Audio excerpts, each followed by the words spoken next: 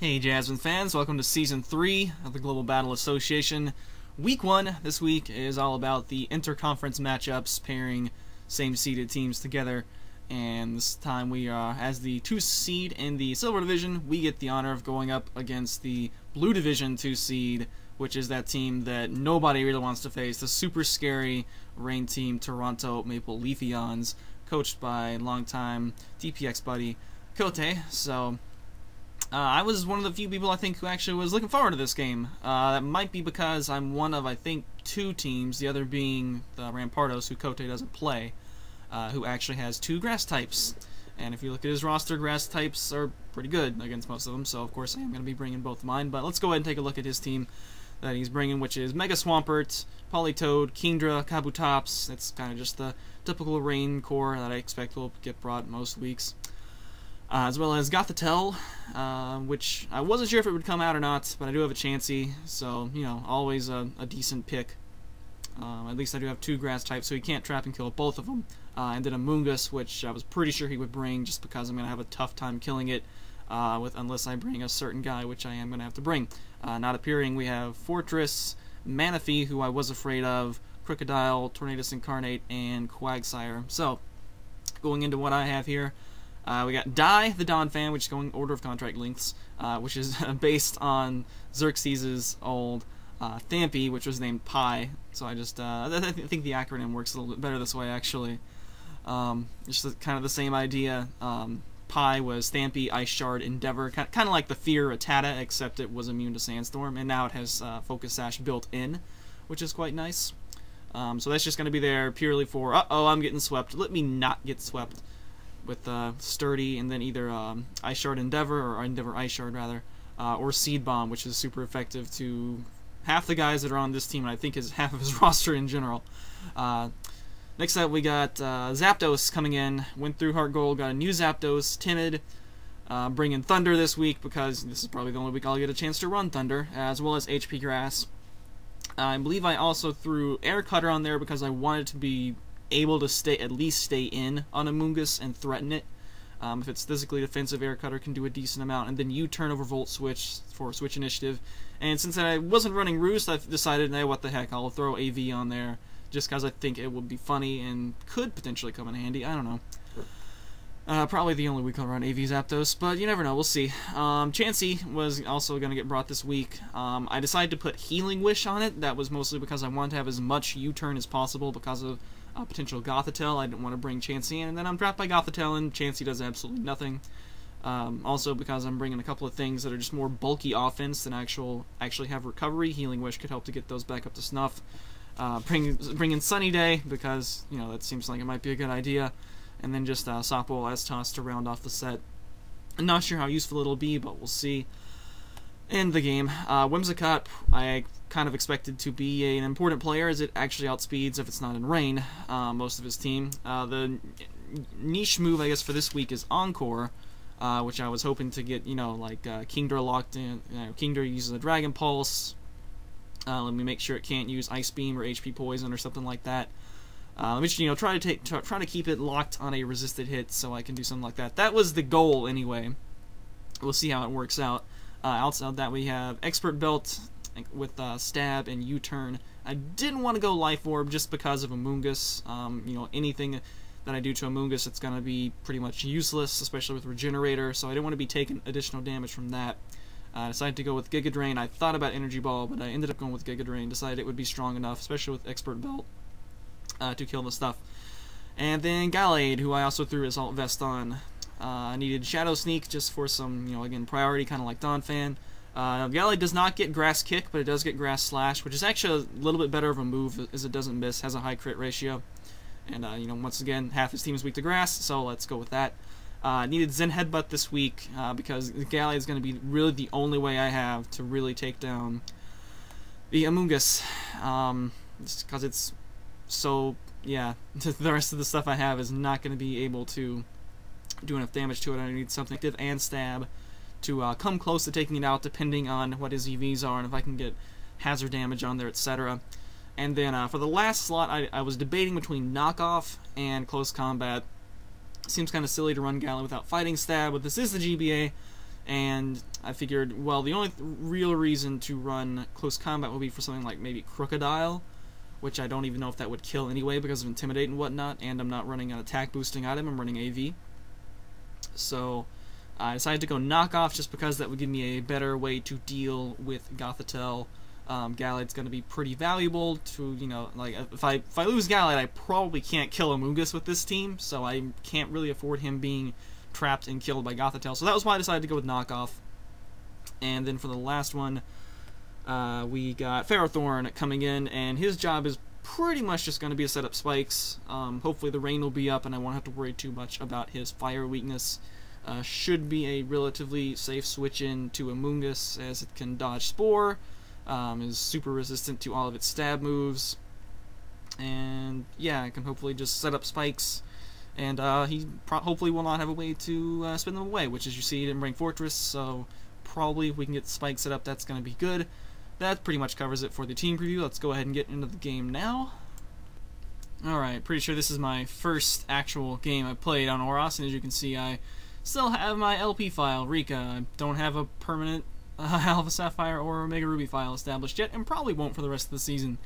Anyway, lead off with HP Grass Falzer because it should outspeed pretty much everything on the team. If nothing else, I can get a nice U-turn off, and that'll be good. Mega Swampert is in here right now. However, it's not yet Mega, and I would like to not allow it to become Mega for as long as possible, so that Wisdom's not activated. So I'm just going to go straight for Hidden Power, not going to mess around with it.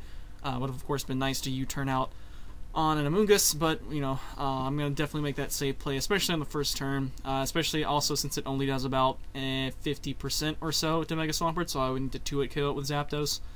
So I am going to U-turn out now here, and I'd like to kind of go into Gallade to, you know, go ahead and get it dead, but Spore is a thing, so I've got to go into Ferrothorn first.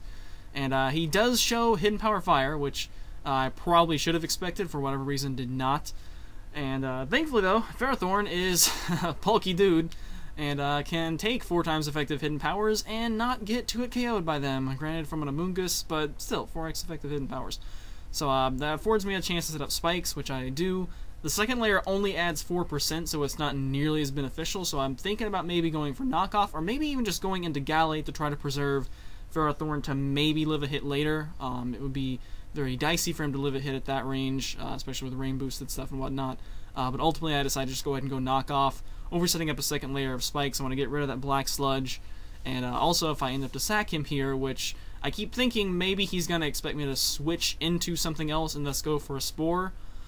And that would be pretty terrible to get in and not even burn turn to sleep or anything like that. So I decide I'm just going to go ahead and sack off Ferrothorn here, even though I feel like I'd probably want to keep some Death Fodder around, but just in case, I'll get up maybe a second layer of spikes, which doesn't happen. He's not going to overpredict or anything. And just going to, yeah, I got a nice quick KO on Ferrothorn, but Ferrothorn did his job. He set up spikes, and he got rid of Black Sludge. That's all I really wanted him to do. And in comes Gallade now. Some chip damage has been put on the Amoonguss, so he's probably fearing Zen Headbutt, but I am definitely going to go ahead and go for it anyway. Or, well, Zen Headbutt, Psycho Cut, whichever. Ends up to be Zen Headbutt, of course. And, I mean, it would probably KO at 100% anyway if I had Life Orb or something, but, just to make sure the KO is there, since I know I don't have Life Orb, and I would not be able to KO it from full with Zen Headbutt, because Amoonguss is just that bulky, so. Anyway, Politoed gets dropped in, and takes his Zen Headbutt. Doesn't take it particularly well, and I'm definitely keen on just going straight for a Leaf Blade, as it's gonna hurt something. And that something ends up to be Gothitelle, so it takes a decent amount of damage from there. See no lefties, so it's probably choiced in some way or another. And goes Psyshock, which I'm going to take that to mean it is Scarfed based on that damage and the fact that it outsped. And Knockoff doesn't quite kill, but thankfully we do have Shadow Sneak in the back pocket to go ahead and take down Goth. And now Chansey is a little bit more free. We're just kind of a little bit more free anyway and don't have to worry about being trapped, so that's nice. I believe he said that Gothitelle was actually meant for Suicune, so kind of like my Zapdos was kind of meant for his Manaphy to speed tie it and try to drop a big Thunder on it. So, you know, kind of like me and Zapdos, I'm not going to be heavily valuing Zapdos too much for this match as Manaphy's not there. Likewise, Suicune's not there on my side, so Gothitelle kind of superfluous, and definitely can't blame him for trying to kill the only thing, trap and kill the only thing that can really take down Amoonguss on his side. But since Gallade is still the only thing that can take down Amoonguss, I definitely have to preserve it here, and something's going to have to come in, which I believe is going to be Chansey. Now, my thought process with Chansey was, pre-game, okay, Chansey, you know, if you like Chansey, that's going to live pretty much any one hit, you know, from full, or maybe with about a Stealth Rock, you know, even like a Superpower or something, it should still live one hit max defense. And somewhere along the line, that got translated to, oh, it'll live any one hit, and then we'll be able to live any other one hit, and set up Sunny Day or something, which is obviously really dumb. So Chansey probably should have just been anything else, you know, Mega Lopunny with Fake Out, you know, and Protect, maybe even as well, to stall out turns of rain, you know. Somebody else with Protect, or even just throw Protect on Chansey might have been nicer to stall out turn of rain. But instead, all Chansey's going to end up doing here is coming in and getting 20% on this Kabutops as it goes Superpower, so I guess it lowers some of the stats, and might make it more inclined to switch out, we'll see.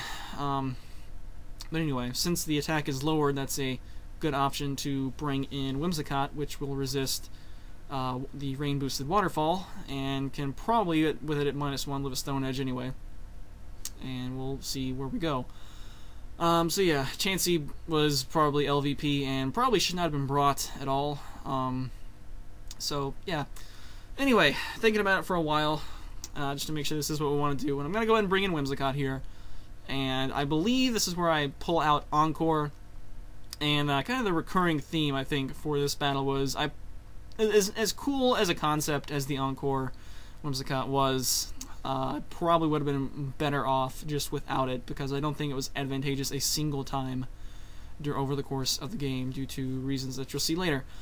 Anyway, so I go Encore here, because I guess I want to, yeah, because he's locked into a Unstab Superpower, I guess. And would have been kind of nice to U-turn there. You know, I probably should have just clicked Giga Drain, would have been the safest play, I guess, and the play I should have made. Amoonguss is here, so, you know, Giga Drain would have done approximately 0 damage anyway. So between Encore and Giga Drain, it wouldn't have made a big difference, but a U-turn would have been pretty nice to get Gallade in there, and I did not pull the trigger on it, so I'm going to go ahead and pull the trigger on it now. And, yeah, actually I just decided to hard switch, I guess, to not reveal U-turn yet, I guess. Anyway. So, Clear Smog, and I was confused why he had Clear Smog over Sludge Bomb. Would probably still kill with 4 times super effective stab. I guess just because he has Quagsire, I felt like that kind of deterred boosting moves anyway. I did think about Agility Zapdos, though, for this fight, which, yeah, that would have been a good thing to have against Agility Zapdos, I guess. But he is going to leave it in here and to take his in Headbutt, and because I'm not actually an attack boosting item, I get Spored after leaving it at probably like 5 HP. I don't know. So Gallade's asleep, and that gives him a free turn to come in with Politoed, and just in case I get a 1-turn wake, he's going to immediately switch back out into Amoonguss, you know, get some Regenerator going on, and so that is what happens. And thankfully though, Proto Man is awesome and does get a 1-turn wake, or a 2-turn wake, earliest possible wake anyway, only was sleeping for 1 turn. And yeah, Leaf Blade didn't do very much. It's already got the item knocked off, so I don't even think knockoff will kill. So how about a Zen Headbutt crit to finish that thing off? And now that Proto Man's pretty much done his job, which was to take out the Amoonguss, I feel okay letting him go as a Kingdra now gets dropped in. And we're just going to get some chip damage on here with Shadow Sneak, and hopefully that chip damage will come in handy later, as if it ends up to be any sort of bulky Kingdra, I think Moonblast from Whimsicott would not KO, and with this it will be able to KO, definitely, from that range. But just going to finish me off with Scald, which doesn't really tell me much of anything that would kill pretty much without any item necessarily, so still not quite sure what item it's rocking. Could be Chesto Rest for all I know. Anyway, so drop in Whimsicott, and here I believe, once again, I decide to go Encore, just to make sure. Basically, if he stayed in and I Encored, it would tell me he definitely has something for Whimsicott. I mean, yeah, Ice Beam, HP Poison is what I I pointed out that he could run. But anyway, I'm going to Encore here, and this is probably a turn where I should have done probably about any other move, as it ends up, well, actually, as it ends up here, if I had just gone Giga Drain or Moonblast, for this specific turn, it would have been okay. Pert takes a little bit of damage on switching. That's the main reason I wanted Spikes more than Stealth Rock, is because it actually hurts stuff more. And he goes ahead and Mega Evolves. He's, of course, aware that he doesn't get Swift Swim that turn. He said that was just a sack bringing in Swampert to begin with. So I am able to take that out, and I think I was already at full HP. So thankfully, Expert Belted Giga Drain is enough to take out Mega Swampert. If it had been a little bit bulkier, I'm not entirely sure if it would have, and then I would have kicked myself for not having Energy Ball. But anyway, this thing comes back in, and based on the fact that he switched it out and then now has brought it back in, it should telegraph to me that, hey, that's Spexed, since, you know, he needs to switch moves and has done it by sacrificing his Mega Swampert. So Mega Swampert starting off the league 0-1. So I go into Zapdos to see what it wants to do, and there's Ice Beam, and this is an Assault Vest Zapdos, and that still does quite a bit. So if it wasn't already telegraphed to me that it's Spexed, it should be now, because that's about how much it would do if it was no item to a non-AV Zapdos. So Rain wears off at arguably the perfect time. As now, let's see, well, if it had been going on one turn longer, what would I have even done? I don't know. Anyway, Whimsicott is the most immediately threatening thing to it. Well, if it had gone on one turn longer, I probably would have dropped in Donphan to go for one of those plays. An Endeavor or something. Something going on. I don't know, maybe a Seed Bomb. No, probably an Endeavor. Okay, so that is actually what I decided to go for. And so here I think I decide the combination of Energy Ball and Ice Shard should take it out anyway. So, yeah. He drops in Politoed for one last Sacrificial Rain, and yeah, I think that's where, if Rain had still been up one turn longer, he wouldn't have been able to reset the Rain that turn. So probably Kingdra or Kabutops would have had to take the hit, and then I would hope would die to a follow-up Ice Shard. I don't know. But anyway, I'm going to preserve Sturdy as long as I can. Just go ahead and go into Whimsicott here, which will take a Waterfall. And for whatever purpose, here's where I thought, evidently I either A, didn't run Calx, or B, ran Calx with bulky Whimsicott with Cotton Guard or something. But yeah, that did some considerable damage. And I think the plan was, oh, I'm going to Encore him to Waterfall because I resist it, and that's kind of silly. Anyway, I kind of have nothing to do here. Something is going to have to die, and at this point I think I'm just going to let it be Whimsicott because I don't think I could stall out enough turns of Rain. So, yeah. So Donphan comes back in, and this is now my last thing, and I can, if I don't flinch, I can kill it with Seed Bomb, which I don't flinch, thankfully. Kill it with Seed Bomb, but unfortunately, Kingdra is at a little bit too much HP. I had thought maybe if I had set up an extra layer of spikes, maybe it would have helped, but even that would be, what, an extra 8%?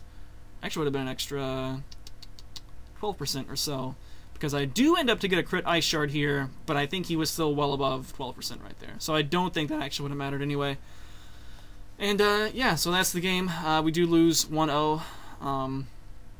Yeah, I guess in retrospect the Encore on Whimsicott wasn't actually a terrible thing that messed me up too bad, but yeah, Rain happened to end at some convenient turns, but them's the breaks, and just as another slap on me, I actually wasn't counting turns of Rain as diligently as I probably should have been, but oh well.